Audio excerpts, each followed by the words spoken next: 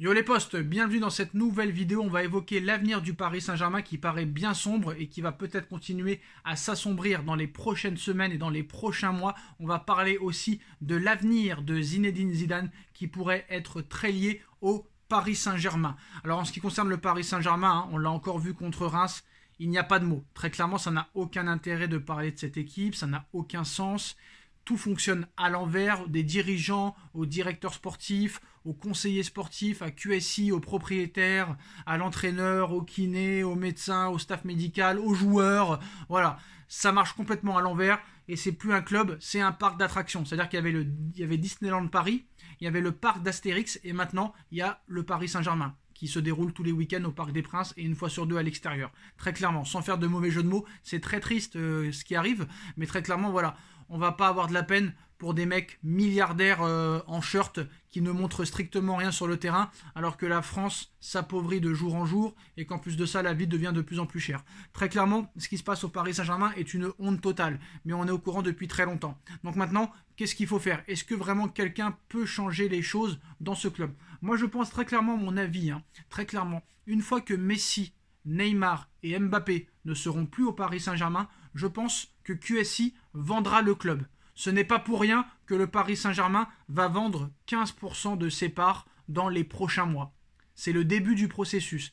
Et je pense qu'une fois que Messi, Neymar et Mbappé ne seront plus dans cette équipe, c'est-à-dire peut-être très bientôt, Messi est en fin de contrat cet été, Mbappé sera à 1 an de la fin de son contrat, donc au pire il lui reste peut-être encore 1 an et demi. Et Neymar, bon, peut-être qu'il va falloir aussi le garder jusqu'en 2027, mais ça, c'est pas sûr. Peut-être que le gars va craquer avant. Et je pense qu'une fois que ces 3 joueurs-là ne seront plus là, très clairement, les dirigeants du Paris Saint-Germain seront incapables de remplacer ces joueurs-là. Très clairement, ils n'en seront pas capables. Parce que c'est plus comme avant. Le fair play financier, il te cadenasse. Et je pense qu'après, il n'y aura plus beaucoup d'intérêt d'ici 2025-2026 pour les Qataris à rester au Paris Saint-Germain. Voilà, je pense qu'ils préparent déjà le terrain pour les futurs investisseurs qui rachèteront les 15% du club, les 15% des parts dans quelques semaines ou dans quelques mois. Très clairement, c'est le début du processus. Après, s'ils vendent le club à 4 milliards d'euros à des multimilliardaires américains ou chinois et qui savent mieux manager très clairement que les Qataris à l'heure actuelle, pourquoi pas? J'ai envie de te dire, ça se trouve, ils vont vendre le club, 1 an plus tard, tu gagnes la Ligue des Champions. Mais je pense que très clairement, tant qu'ils n'auront pas pris conscience des vraies choses, très clairement, ça ne changera pas. Et je pense qu'ils ont trop de fierté, trop d'orgueil, et ils pensent tellement qu'ils ont raison de faire ce qu'ils sont en train de faire, que très clairement, c'est devenu un club juste marketing, un club de paillettes, très clairement, un club people plutôt qu'un vrai club de football, où le club a perdu son âme, a perdu son cœur, a perdu ses supporters. Et moi, très clairement, je suis à 2 doigts d'arrêter les vidéos parce que j'en peux plus. Très clairement, il n'y a plus aucune passion à débriefer cette équipe. Parce que ça fait maintenant plus de 4 ans qu'on ne voit rien. Même à l'époque de Colonie Capitale, de Canal+, on gagnait une Coupe de France par-ci par-là, 2006, 2008, 2010. Il y avait un cœur, il y avait une âme, même quand on joue le maintien. Là, il n'y a plus aucune âme, c'est le néant total. C'est le néant total. Est-ce que peut-être une personne peut changer les choses? Je ne sais pas, mais en tout cas, Zinedine Zidane n'a toujours pas trouvé chaussure à son pied pour la suite de sa carrière. L'ancien coach du Real Madrid sait en tout cas où il ne veut vraiment pas entraîner. Et le Paris Saint-Germain n'est pas concerné. Donc ça, c'est déjà une bonne nouvelle. Alors l'avenir de Zinedine Zidane fait toujours autant parler la presse mercato. S'il envisageait très certainement de prendre la suite de Didier Deschamps à la tête de l'équipe de France, il n'en sera rien. Du moins pas avant 2026. Si l'ancien joueur de la Juve va au bout de son contrat, on parle bien sûr de Didier Deschamps, Zidane va donc devoir trouver un nouveau point de chute. Lui qui est sans club, sans fonction depuis son départ du Real Madrid en 2021. La tendance est à un futur au sein d'un club plutôt qu'une sélection. Voilà, il a refusé beaucoup de sélections, les États-Unis, le Portugal, la Belgique, puisque Zidane ne prendra vraisemblablement pas les rênes du Brésil, pour l'instant du moins. Donc son profil plaît néanmoins pas mal en Europe, avec des intérêts très forts en Angleterre. Selon les informations de Mundo Deportivo et de The Athletic,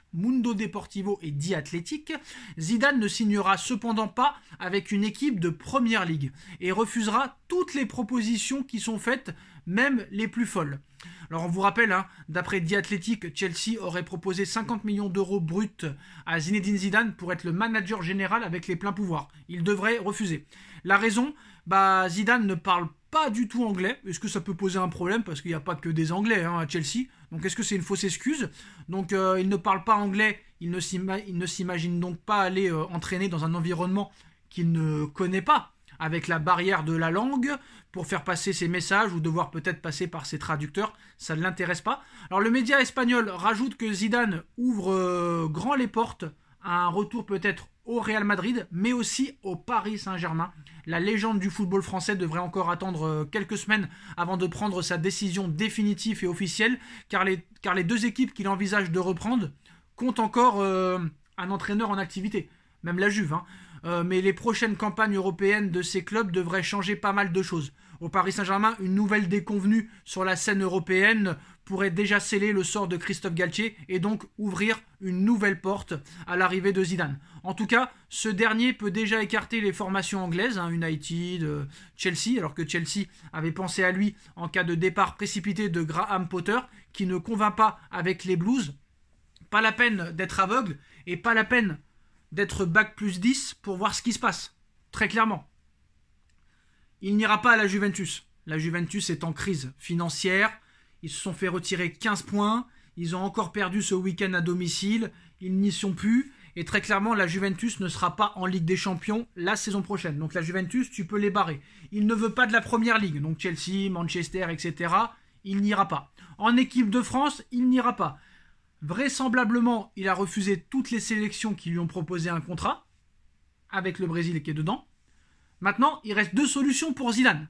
C'est soit il ne coache plus jusqu'à 2026, et il attend l'équipe de France, ce qui m'étonnerait, parce que je pense pas qu'il va rester 4 ans sans club. Soit il retourne au Real Madrid, et il remplace Ancelotti, et il revient une 3e fois. Pour lui, je sais pas si ça a un intérêt, mais pour moi, ça n'a aucun intérêt. Il ne reste plus que le Paris Saint-Germain. Je suis désolé de le dire. Il ne reste plus que le Paris Saint-Germain. Ça m'étonnerait qu'il aille au Bayern de Munich. Donc là, ce sera soit le Paris Saint-Germain, soit un retour au Real Madrid, ou soit il restera sans fonction. Très clairement. Parce que je vois pas où il peut aller d'autre. Voilà. Partout, c'est complet. Il n'ira pas en Première Ligue. C'est très clair. Donc il ne reste plus que le Paris Saint-Germain ou le Real Madrid. Est-ce que Pérez veut vraiment le faire revenir? Je pense pas, honnêtement. Après, c'est possible, parce que le Real Madrid va rentrer dans une nouvelle ère avec un très gros mercato d'été. Excusez-moi. On parle d'une enveloppe de plus de 450 millions d'euros pour recruter cet été. Modric va partir, Benzema est sur la fin, Toni Kroos est sur la fin. Donc peut-être que ça intéresse Zidane de revenir une 3e fois. Comme on dit, jamais 203. Donc voilà les postos. En tout cas, le PSG est une option très sérieuse pour Zidane. Dites-moi en commentaire ce que vous en pensez. Est-ce que Zidane peut être l'homme de la situation, le dernier rempart, la dernière chance, l'ultime chance du Paris Saint-Germain? Dites-moi en commentaire ce que vous en pensez. On like, on partage, on commente, on s'abonne. Et on se retrouve très vite pour une nouvelle vidéo. Tchuss.